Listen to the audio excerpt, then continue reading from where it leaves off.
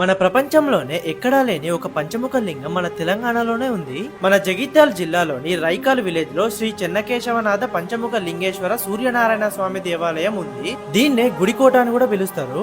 ఇందులో మనకి పంచముఖ లింగేశ్వర స్వామితో పాటు వెంకటేశ్వర స్వామి ఆలయం, సూర్యనారాయణ స్వామి ఆలయం కూడా కనిపిస్తాయి. ఈ ఆలయాన్ని 11వ శతాబ్దంలో కాకతీయ రాజులు నిర్మించారు. కాకతీయ రాజుల కోట కూడా ఈ గుడి ముందే ఉండేదంట. పొద్దున్నే లేవగానే దేవుణ్ణి చూడాలని దక్షిణ ముఖంగా ఆ కోట ముందే ఈ ఆలయాన్ని నిర్మించారు.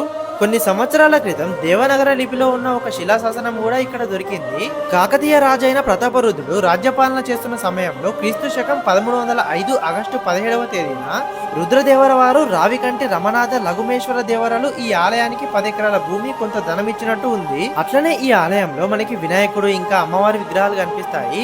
ఈ పిల్లర్స్ కి కూడా డిఫరెంట్ డిజైన్స్ కనిపిస్తాయి.